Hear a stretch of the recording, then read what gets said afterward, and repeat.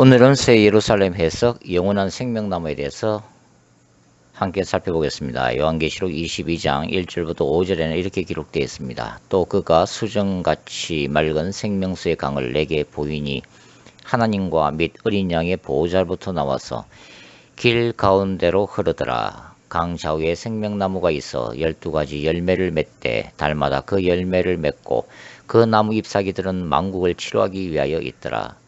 다시 저주가 없으며 하나님과 그 어린 양의 보좌가 그 가운데 있으리니 그의 종들이 그를 섬기며 그의 얼굴을 볼 터이요 그의 이름도 그들의 이마에 있으리라. 다시 밤이 없겠고 등불과 햇빛이 쓸데없으니 이는 주 하나님이 그들에게 빛이심이라. 그들이 세세토록 왕노릇하리로다. 요한계시록 21장 1절에서 5절에 나타난 요한의 환상은 새 예루살렘의 내부 구조에 대한 묘사로서 기본적으로 에덴 동산의 완전한 회복과 에스겔 성전의 완전한 성취를 동시에 보여주고 있습니다. 먼저 1절과 2절에서 요한이 기술하고 있는 내용은 우리로 하여금 창세기 2장 역사를 기억하게 만듭니다. 에덴 동산의 구조를 보면 동산 중앙에 생명나무와 선악과를 알게 하는 나무가 동시에 존재했습니다. 그러나 새 예루살렘 성에는 선악과 나무는 이미 사라지고 없음을 우리가 주목할 필요가 있습니다. 선악과 나무의 열매는 인간 스스로의 힘으로 지혜를 쟁취하여 인간의 선과 악을 심판하는 하나님의 자리에 올라가기 위한 인간의 죄악과 사탄적 유혹의 상징물이었습니다. 선악과 나무가 사라졌다는 것은 요한계시록 20장에서 인류를 넘어지게 만들었던 모든 미혹과 죄의 원천인 용인 사탄이 불못으로 던져졌기 때문이고 인간들이 범했던 죄악과 그 결과로 초래된 사망과 음부마저 영원한 지옥 불 속으로 사라졌기 때문입니다. 저 모든 악의 권세와 죽음, 무저갱과 음부로 상징되는 바다가 이제는 완전히 사라지고 없기 때문인 것입니다. 아담과 하와는 하나님의 유일한 금지 명령이었던 선악과 열매를 따먹고 타락하여 에덴 동산으로부터 추방되었습니다. 에덴 동산의 생명나무는 두루 도는 화영검과 그룹천사 케루빔에 의해 타락한 인간이 접근하는 것이 금지되었습니다. 그리고 아담과 하와의 타락 이후 모든 인류는 태어나면서부터 죄악된 본성이라는 치명적인 바이러스에 감염되어 그 결과로서 죽음을 면할 수 없었으며 죄의 지배 상태로 떨어지게 되었습니다. 로마서 5장 12절부터 14절. 모세의 성막의 구조 가운데 둘째 휘장에는 바로 이 생명나무로 나아가는 길을 차단했던 케루빈 천사의 형상이 새겨져 있었고 출애굽기 26장 1절. 이 휘장은 죄인인 이스라엘과 거룩한 하나님의 임재의 장소인 지성소를 서로 갈라놓고 있었죠.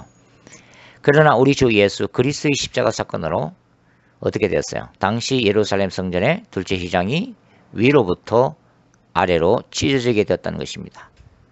히브리서 기자는 이 휘장이 찢어지는 사건을 어떻게 묘사하고 있을까요? 예수의 육체적 고난으로 인한 대속적 피 흘림으로 이해를 했죠. 그러면서 죄인인 인간이 그리스도를 통해 거룩한 지성소에 임재 계신 하나님께로 나아가는 길이 열린 사건으로 해석을 해놓고 있습니다. 히브리서 10장 19절부터 20절 말씀이죠.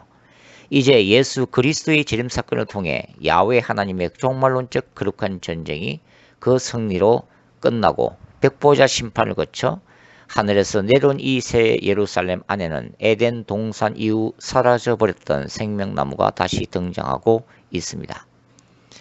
새 예루살렘의 내부 구조에 속하는 이 모든 것들은 단순히 상징적인 것이 아닌 장차 실제로 존재할 것들이지만 이들은 모두 신학적이고 상징적인 의미를 풍성하게 내포하고 있음을 우리는 기억할 필요가 있습니다. 요한이 묘사하는 생명나무는 강 좌우편에 한 그루씩 존재함을 기록하고 있는데 이것은 에덴 동산에서의 선악과 나무가 사라진 그 자리에 생명나무가 다시 배치됨으로써 원래 에덴 동산에 위치했던 두 그루의 나무에 대한 원형을 그대로 회복하고 있음을 알 수가 있습니다. 이 생명나무 열매는 매달 열매를 맺되 모두 12가지 종류의 열매를 맺는 것으로 묘사되는데 이는 완전수 10일을 통해 새 예루살렘의 백성들이 항상 풍족히 먹을 정도로 그 생명의 열매들이 풍성함을 상징적으로 나타내고 있다는 것입니다. 사도 요한은 본문에서 에스겔 성전의 궁극적인 모습이 바로 새 예루살렘 성임을 증거하고 있습니다.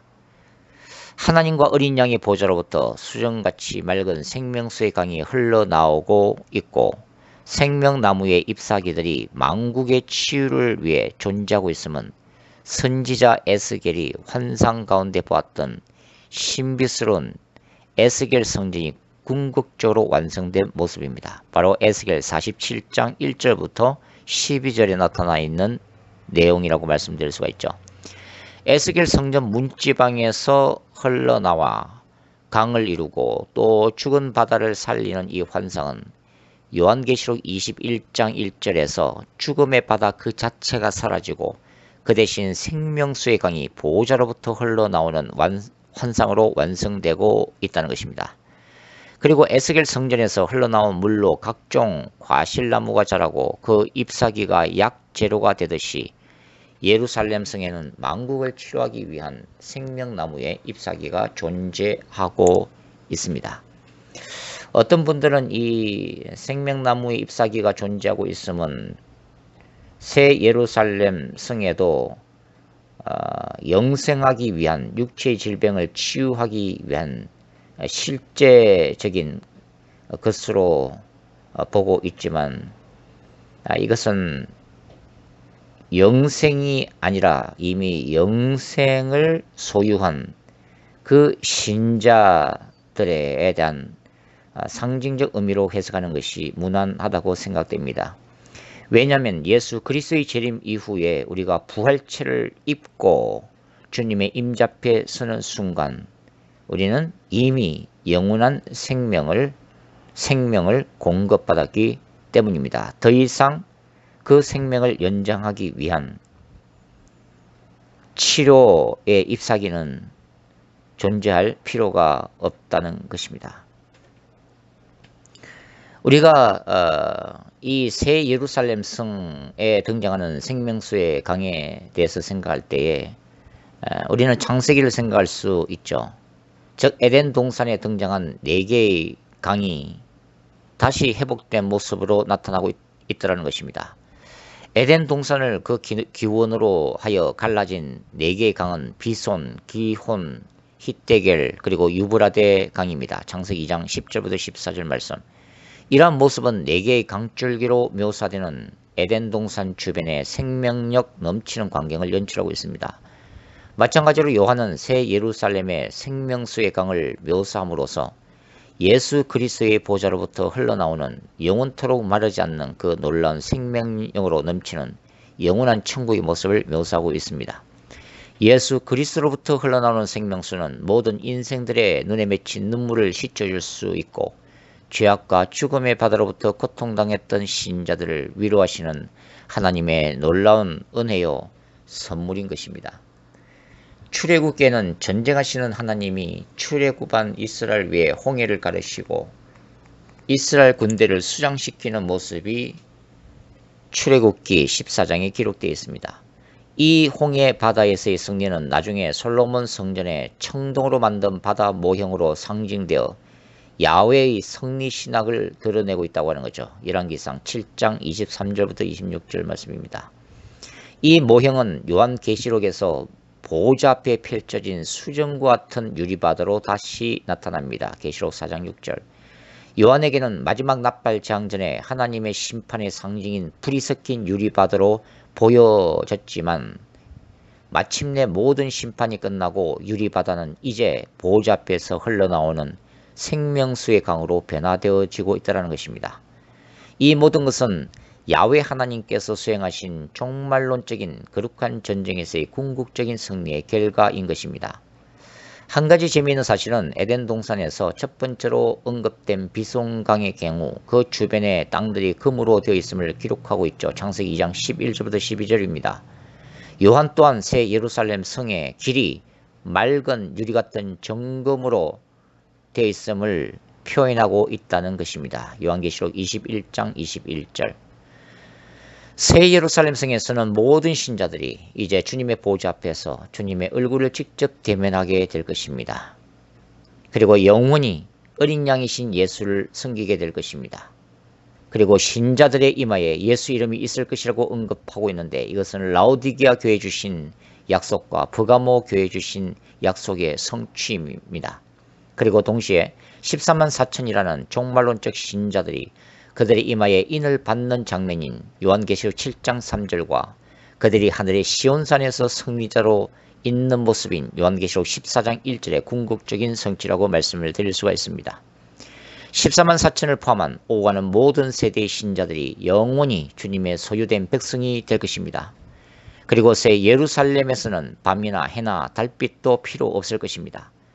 밤은 부정적인 의미에서의 죽음을 상징하는데 요한복음 9장 4절, 영원한 천국에서는 상징적인 밤도 문자적인 밤도 존재하지 않습니다. 마찬가지로 문자적인 해나 달빛도 필요 없을 것입니다.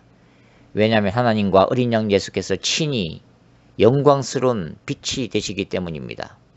신자들은 완전하신 하나님의 빛 가운데 그 영원하신 보호와 영광을 누리게 될 것입니다. 이사야 60장 19절부터 20절. 이 사실은 모든 승리한 신자들이 새 예루살렘 성에서 왕노릇 할 것임을 말해주고 있습니다. 요한계시록 22장 5절. 바울은 이 땅의 신자들이 은혜 안에서 왕노릇 한다고 로마서 5장 17절 통해서 말하고 있고, 신자들의 영적 지위가 그리스도 안에서 하늘에 함께 앉아있는 것으로 에베소서 2장 6절에서 표현을 했습니다. 바울은 신자들이 부활체를 입게 되는 미래적 종말론뿐만 아니라 신자들이 예수 그리스도의 초림부터 재림 직전까지 왕권을 가지고 그리스도와 함께 영적으로 이 땅을 다스리고 있다는 현재적 종말론 또는 실현된 종말론을 견지하고 있다는 것입니다. 따라서 저는 요한계시록 21장 24절에서의 땅의 왕들을 문자적인 의미에서의 땅의 임금들로 보지 않습니다. 이 땅에서 그리스도의 왕권을 가졌지만 육신적으로는 숱한 고난과 박해를 통과한 신자들로 간주하고 있다는 거죠. 이들이 새 예루살렘 성 안으로 들어와서 하나님의 참된 위로를 받고 왕으로서 영원한 영광을 맛보게 될 것이라는 의미인 것입니다. 성경에서 왕노를 한다라는 표현은 다른 인간들을 위해 군림하면서 통치한다는 인본주의적인 개념이 아닙니다. 영원하신 왕이신 예수 그리스도의 영광에 함께 동참함을 의미한다는 것입니다. 요한은 네 생물과 24장로들이 하늘 보좌 앞에서 하나님께서 예수 그리스도의 피로 사신 신자들을 나라와 제사장으로 삼으셨음을 찬양하고 있음을 목격했고, 신자들이 땅에서 왕노를 할 것임을 들은 바가 있습니다. 요한계시록 5장 10절 말씀이죠. 역사적 전천년설에서는 이 구절이 요한계시록 20장 4절과 마찬가지로 예수 그리스도의 재림 후 지상 천년왕국에서 이루어질 것으로 해석하기도 합니다. 이러한 해석도 존중받아야 하지만 저는 이 구절들이 위에서 언급한 새 예루살렘에서 성취될 것으로 생각하고 있습니다. 새 예루살렘의 이야기는 하나님께서 인간들과 함께 영혼을 함께 하시는 이야기입니다. 인간의 창조 역사 자체가 인간이 하나님의 형상으로 지음을 받았고 하나님의 생긴 루아흐로 생명을 얻은 존재라는 것을 말해줍니다. 따라서 인간은 하나님으로 체험을 받고 하나님으로부터 생명을 부여받았으며 하나님으로 인해 살 수밖에 없도록 창조된 존재인 것입니다. 이 진리를 대체할 것은 아무것도 없습니다. 하나님을 떠난 죄인으로서의 인간이 세상의 부와 물질, 세상의 쾌락과 권력으로 자신 속에 하나님의 임재와 사랑으로 채우지 못한 그 공간을 지금 이 순간도 채우기 위해서 몸부림치지만 이 또한 일시적인 것입니다. 하나님만을 추구하도록 창조된 인간이 하나님을 떠나서는 늘 갈급한 영혼이 되어 이 세상에서 방황할 수밖에 없다는 의미인 것이죠. 수많은 영혼들이 오늘도 스스로 목숨을 끊고 지옥으로 떨어지고 있습니다. 세상 속에서 방황하고 고통을 당하고 자신도 모르는 사이에 죄악과 사탄의 포로가 되어 세상 끝으로만 배부르도록 속임을 당하다가 영혼의 목마름과 고독을 견디지 못해 자살하는 인간들이 이 땅에는 얼마나 많은지요. 요한계시록은 영원한 천국과 영원한 불못의 존재를 분명히 보여주고 있고 이 땅의 모든 인간은 그 두 가지 중 한 가지를 선택하도록 요청을 받고 있습니다. 새 예루살렘이라는 영원한 소망을 소유한 신자들은 영원한 신랑 되신 주님 안에서 거룩한 그분의 신부로서 그리고 하나님의 군대로서 오늘의 이 현실과 역사 가운데 활동하는 악과 절망감과 죽음의 권세를 대적해 싸워야만 합니다. 이것이 힘든 오늘의 삶 속에서 도래하는 새하늘과 새 땅의 영광과 능력으로 승리해야만 하는 종말론적인 신앙과 영성이며 그리스도 안에서의 최후의 승리를 약속하는 주님의 메시지가 바로 이 시대의 복음인 것입니다. 새하늘과 새 땅은 영원한 천국에 대한 마지막 모습입니다. 우리는 오늘도 이 고난 많은 세상을 살아가지만 우리는 날마다 하늘 가는 밝은 길을 바라봅니다. 우리의 조상들이 늘 노래했듯이 우리의 신앙의 선배들이 하늘의 조각구름을 보면서 구름 타고 오실 예수 그리스도를 생각하면서 그 시대 가난과 고난과 박해를 오직 천국에 대한 소망, 영원한 새하늘과 새 땅, 하늘과는 밝은 길이라고 하는 그 순교자적인 믿음을 가지고 견디고 승리했듯이 저와 여러분도 마찬가지라는 생각이 듭니다. 새하늘과 새 땅에 대한 궁극적인 희망이야말로 오늘의 눈물 나는 이 땅에서 우리의 삶에 넘치는 고난과 박해와 모든 슬픔들을 이기고 극복하게 만드는 하늘의 능력이기 때문입니다.